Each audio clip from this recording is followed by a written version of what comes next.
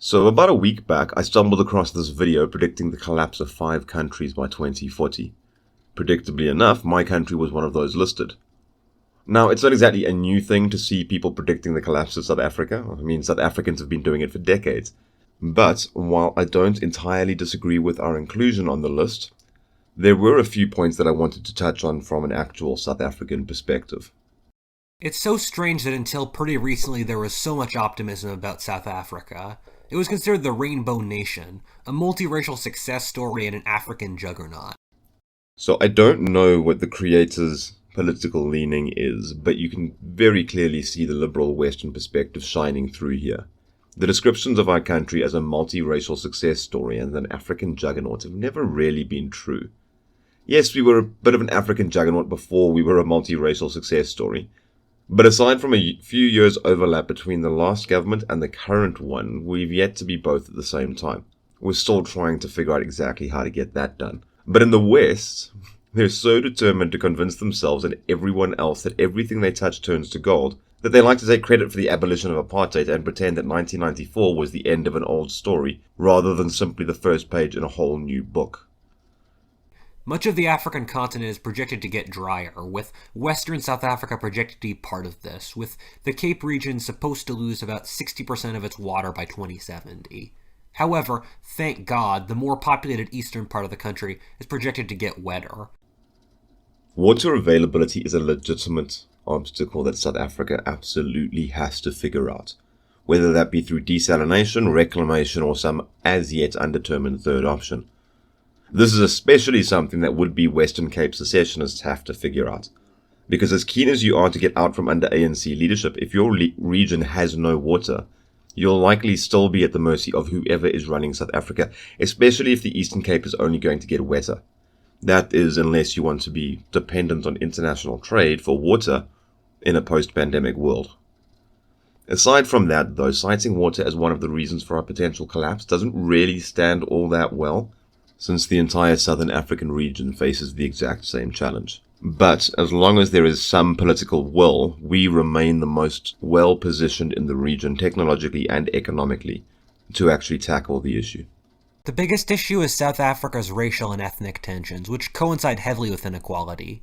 South Africa is the most unequal nation on Earth, and this has gotten even worse. Median black income has increased by 15% over the last 20 years, but this has almost certainly been eaten up by the greater cost of urban living. The vast majority of South Africa's income growth has gone to a few very rich whites. Again, that liberal Western bias shines right on through. I'm sorry, but no, our biggest issues are not racial and ethnic tensions. Do those exist? Yes, they do. Just as they do anywhere with sufficient diversity to spark internal conflict. But I'm getting tired of contemporary leftist thinking, making everything about race and putting the white Western perspective at the center of the universe. This might be controversial to say, so I invite South Africans to tell me how I'm wrong, but I do not believe that racial tensions in this country are anywhere near as bad as publicized.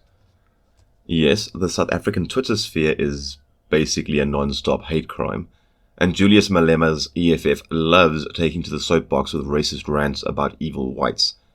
But Juju is not exactly gaining popularity in the country, and Twitter's a hellhole no matter where in the world you are. This is a tough topic to speak to without resorting to anecdote, but it's been my experience that race is far less of an issue in South Africa than most foreigners like to insist. And insofar as those tensions might be getting worse, I think that Westerners underestimate their influence when they use these platforms to echo ideologies which actually perpetuate race-based thinking and are partially responsible for exacerbating the local situation. Now yes, the creator of this video is right in that poverty largely coincides with race, but he gives away the almost inherent bigotry of contemporary Western liberalism by only really looking at or focusing on the demographics of the poor and making the assumption that no one but whites holds wealth in South Africa, and that's just not true. The face of South African poverty is most certainly black, but so is a majority of the South African middle class, and, as of 2014, whites' share of the elite class in South Africa had dropped to almost half. By now it's probably less than half. You cannot look at non-poor South Africa and cry about the dominance of whites without revealing your own bigotry, and ditto if you blame the majority's poverty on the color of their skin. Whites are disproportionately represented in the middle, upper and elite classes, yes, but the ones keeping the poor are the predominantly black government, the segments of the private sector that support that government, who are often black elites propped up by the government's black economic empowerment policies, and the multi-ethnic, multi-racial international interests that use our country as a piggy bank. Under these circumstances of massive unemployment and large population growth, it seems more than likely that at a certain point the government takes the land from the whites and divides it among black smallholders. Or exactly what happened in Zimbabwe under Mugabe. This has been a platform of part of the ANC, or South Africa's black nationalist party that's been in charge since the end of apartheid. Okay, there's a couple things to get into here. First, I think that the proliferation of farm murder stories has cultivated some blurry assumptions about rural South Africa, our agricultural sector, as well as broader race relations in the country. Now, to be clear, I think that radical land reform, specifically expropriation without compensation, has the potential to be the final nail in the coffin of South African stability. But the general impression of how land reform will play out is far more black and white than is the reality. Reducing the conversation to one of race simply perpetuates ignorance. More often than not, race is simply used by the media and political talking heads to rile South Africans up, to sell more newspapers, and to distort the local situation in the eyes of the international community. And then secondly, while drawing a comparison between South Africa and Zimbabwe is useful, it's a comparison that people lean on too much. Since What If Alt Hist gave his 3 reasons for why South African leadership would go down the path towards Zimbabwe-esque failed statedom, let me give what I think are 3 of the more powerful but not frequently mentioned reasons why we probably won't. So first off, of course, we've got the radically different colonial and racial histories between Zimbabwe and South Africa. For example, the white population in Zimbabwe, which was then Rhodesia, only really established itself after the Second World War, between 1945 and 1955. Whereas in South Africa, we have what could legitimately be called a native white population. That's why discussions about land ownership here always devolve into shouting matches about who lived where 300 years ago. But in Zimbabwe, the arrival of most white Zimbabweans or their progenitors happened within living memory. It might not sound like an important factor to bear in mind, but it makes a huge difference to how people identify themselves and their relationship to the land on which they live. It also makes a difference to how entrenched a group of people might be in a country. In Zimbabwe, it was far easier to bully out a majority of the white population, which again was far smaller in proportion to the overall population than is true in South Africa. The second reason the South African government would struggle to take us down quite the same road that Zimbabwe went down is that far too little power is consolidated in the hands of the state. And this is referring to both hard and soft power. So the state's media apparatus is up to shit, if we're all honest with ourselves. The SABC needs bailing out every year, and most South Africans seem to just believe the opposite of what we're told by anybody in a position of authority. So effective propaganda campaigns against the population would be quite difficult to roll out. And as far as hard power goes, there's likely more military experience and combat capability in private hands in South Africa than in the state's hands. And then the final point is that Zimbabwe already happened and we are very acutely aware of it. You see, as much as I think that the comparison is leaned on too much, I can't deny its value because if nothing else, the comparison between Zimbabwe and South Africa serves as a constant reminder of what could go wrong. And that's not mentioning the number of Zimbabweans that live and work in South Africa, whose very presence is a reminder of the look into our potential future that sits on our border. Of skilled labor and so on. Black people realize that actually they own the sector. Currently, black people feel that they don't own the sector, which is why it is very easy for opportunistic politicians to tell black people that they want to take over land from white people and give it to black people. So we can't get to the Zimbabwe situation if we don't address the challenges. The thing is, we have the benefit of hindsight that Zimbabwe did not have.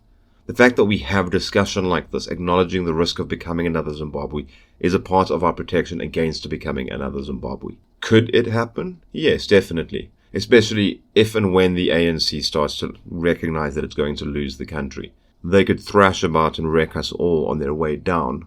and forced land invasions might be their strategy for maintaining the loyalty of a few military cadres that they need to keep them safe in an angry country. But every step we take, no matter how marginal or minor it is, that seems to be headed even slightly in that direction, sends alarm bells ringing from Joburg CBD all the way through to Midtown Manhattan. South Africans and the rest of the world are all very aware of how dangerous that particular precipice is, and it's in everybody's interest that we don't topple off of it. Under these circumstances of immense economic collapse, South Africa would divide into many parts. This is since South Africa was created by European colonizers for the intention of colonization, and without it, the borders really don't make much sense. You have tribal groups like the Xhosa and Zulu who really should be coherent independent nations. Similarly, you have groups like the Tswana and Sotho who should join their ethnic cousins in Botswana and Lesotho. Cape Town, inhabited by the very ethnically different Cape Coloreds, would make more sense as an independent state. Frankly, the only thing holding South Africa together at this point is inertia. The collapse and reformation of South Africa along traditional tribal territorial lines is not a prediction that is in keeping with the on-the-ground reality of tribalism in South Africa, and it completely ignores decades-old incidents of xenophobic violence committed on the basis of nationality rather than race or ethnicity. The reality is that South African nationalism is growing, as evidenced by the slow growth of the Put South Africans First movement, as well as the rise of Herman Mashaba and his Action SA party, which partially runs on a platform of strong borders and jobs for South Africans. The reality is that South Africa doesn't have borders. Every day people come into our country. Some of these people are good people, legitimately seeking asylum in South Africa.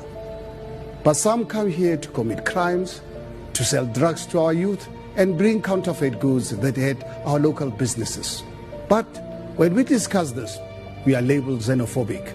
If and when South Africa does collapse, it's far less likely to look like this than it is to look like the world of dread, with stable power centered in cities and near ports whose spheres of influence will be narrow, while the surrounding territory experiences constant fluctuations of power and influence as an ever-shifting lineup of warlords and robber barons vie for control of land and labor in an effort to feed the desperately hungry masses. The cities themselves would have to become police or prison states, with enforcers quelling the riots of the hungry and the poor to keep safe what legitimate leadership remains. How bad that will be very much depends on how controlled the collapse is. In other words, how much sustainable power is consolidated in local communities before the national government completely caves in. Okay, so maybe my guess as to what post-collapse South Africa might look like isn't any better than what if altists. And at the end of the day, I'm really just nitpicking. The irony is that the failed state I describe isn't too far off what South Africa essentially already looks like. And you can look across other parts of Africa to see similar situations evolving. And I don't actually disagree with the assertion that on our current trajectory, South Africa will be a failed or collapsed state by 2040. Hell, I'm pretty sure that we're currently already something of a failed state, and we've just managed to avoid any particularly harsh tests of our integrity.